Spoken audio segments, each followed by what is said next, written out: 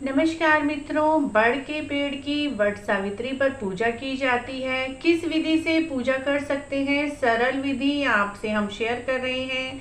अगर आप पेड़ के पास जाकर पूजा करना चाहते हैं तो बहुत अच्छी बात है, नहीं तो आप सरल विधि से घर पर भी कर सकते हैं। यदि आप पेड़ के पास जाकर कर रहे हैं तब भी आप इन्हीं सभी नियमों का पालन कर सकते हैं। तो आज हम घर पर वट सावित्री व्रत की पूजा विधि आपसे शेयर कर रहे हैं। सबसे पहले मित्रों, जहाँ पर हमने पूजा करनी है उस जगह को अच्छे से साफ कर लीजिए, रंगोली बना लीजिए। मैं ये रंगोली का सांचा है, इसी से बना रही हूँ। आप चाहें तो हाथ से भी रंगोली बना सकते हैं। 2 मिनट में तैयार हो गई है फ्रेंड्स। अब हम इसी के ऊपर अपनी पूजा करेंगे। देखिए रंगोली हमारी कितनी सुंदर बनी है और कोई एफर्ट नहीं लगा, सिर्फ 2 या 3 मिनट में ही। अब हमें एक बड़ के पेड़ की टहनी लेनी है और उसको किसी भी गमले में स्थापित कर लेंगे। ये देखिए मैंने एक गमले में बड़ की पेड़ की टहनी लगा ली है। उसके बाद सबसे पहले हम गणपति जी रखेंगे। गणपति जी रखने के लिए कोई भी आप पत्ता ले लीजिए, शुभ पत्ता वृक्ष का। और मैंने गणेश जी स्थापित कर दिए हैं। चाहे तो इसके नीचे चावल भी रख सकते हैं। और आप ये देखिए मैंने सत्यवान और सावित्री जी भी स्थापित किए हैं। उसके बाद ये देखिए बड़ के पेड़ के गहने बनाने भी बहुत ही शुभ होते हैं। आप एक बड़ के पेड़ का पत्ता ले लीजिए और इसको फोल्ड करके हमें या तो अपने सिर में लगा लेना है या फिर मोली बांधकर आप हाथ में एज अ बैंगल पहन सकते हैं, या फिर आप इसको आप मंगलसूत्र भी बनाकर पहन सकते हैं। तो मैं हाथ में देखिए हमेशा पहनती हूँ, तो ऐसे ही आप अपनी चूड़ी से बांधकर पहन सकते हैं। मैं आपको अभी पहनकर नहीं दिखाऊंगी क्योंकि आज सावित्री व्रत नहीं है, ये डेमो वीडियो है, मैं बना रही हूँ। तो इस तरह से आप अपनी चूड़ी के अंदर पहन लीजिए या जूड़े में लगा लीजिए या फिर मंगलसूत्र की तरह भी पहन सकते हैं। वट वृक्ष के पत्तों के गहने ही इस दिन सावित्री जी ने बनाए थे, तो ये पहनना बहुत ही शुभ होता है। उसके बाद हम हल्दी कुमकुम रोली से तिलक करेंगे। और कच्चे सूत का तो इसमें बहुत अधिक महत्व है ही, कच्चे सूत से ही परिक्रमा ली जाती है। उसके बाद हम तिलक करेंगे और पहले हम हल्दी से तिलक कर रहे हैं।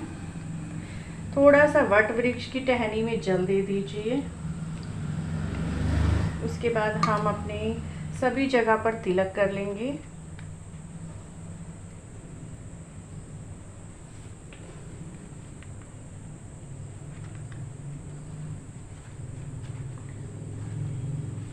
जितने भी आप पत्ते करना चाहते हैं कर लीजिए। यहाँ पर मैंने 5 पत्तों पर तिलक किया है। उसके बाद हम रोली से तिलक कर लेंगे अपने वट वृक्ष के पत्तों पर।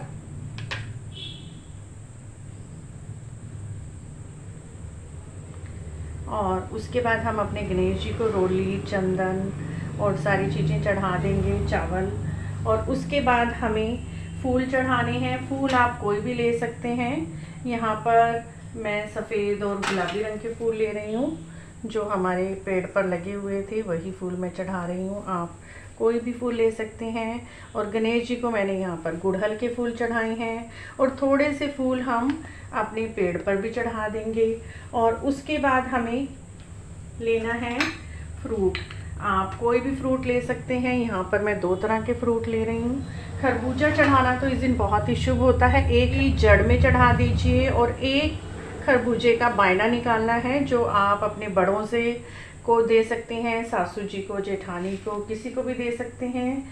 उसके बाद चनों का बहुत अधिक महत्व होता है मित्रों। तो चने हमें 12 लेने हैं, 12 की संख्या में ही लिए जाते हैं।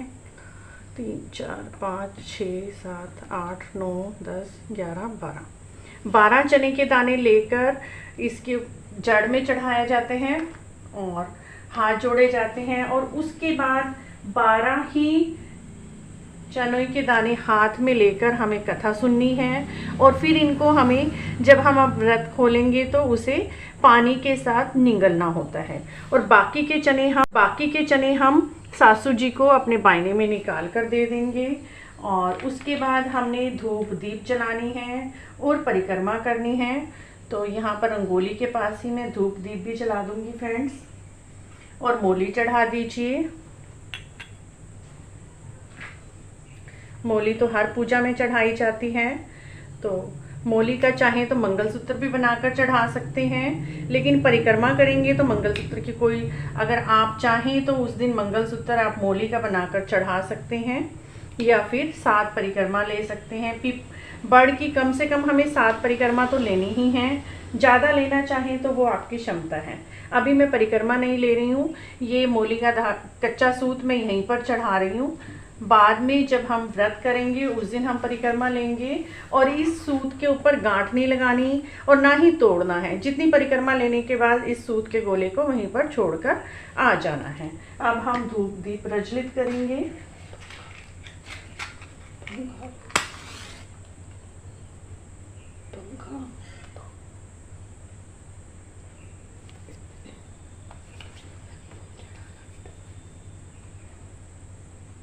इस दिन पूजा तो हमें अवश्य ही करनी चाहिए, कथा सुननी चाहिए।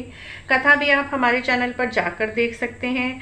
अगर जिनका पहला व्रत है शादी के बाद, वो तो इस पूजा को बहुत अच्छे से करें और 16 श्रृंगार करके करें। वैसे तो सभी को 16 श्रृंगार करने चाहिए। जिनका पहला वर्ष विवाह का है वो अपनी शादी वाली साड़ी, शादी वाला लहंगा पहन सकते हैं, और उसके बाद भोग स्वरूप आपने हलवा पूरी जो भी बनाई है वो लगा दीजिए, और उसके बाद परिक्रमा लगानी है आपको, और माता को आपने श्रृंगार का सारा सामान चढ़ाना है।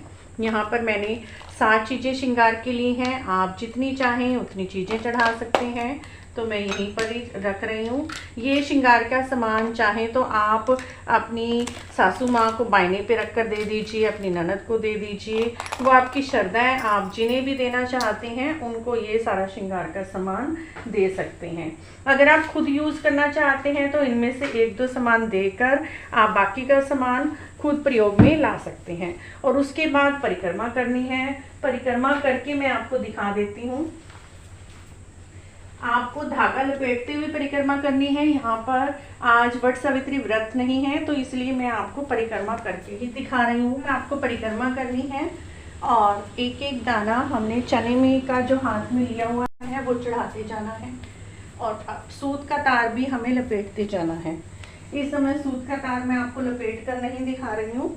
जब आप पूजा करें तो साथ में सूत का तार लपेटते नहीं, बाद में आपके 7 चक्कर हो जाएं तो हाथ जोड़कर विनती करनी है, हमारा व्रत स्वीकार करें, हमारी पूजा स्वीकार करें।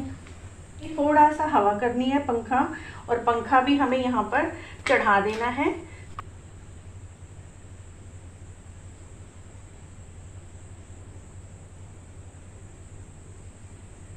इसी घर पर वट सावित्री व्रत की पूजा कर सकते हैं। पूजा के बाद आप व्रत खोल सकते हैं दोपहर के बाद। और आपको हमारी यह वीडियो कैसी लगी? अगर अच्छी लगी है तो प्लीज़ हमारे चैनल को जरूर सब्सक्राइब करें, लाइक भी करें, शेयर भी करें, कमेंट भी जरूर करें, और कमेंट बॉक्स में जय विष्णु भगवान, जय लक्ष्मी माता, जय वट सावित्री व्रत अवश्य लिखें। वीडियो देखने के लिए आपका बहुत बहुत धन्यवाद।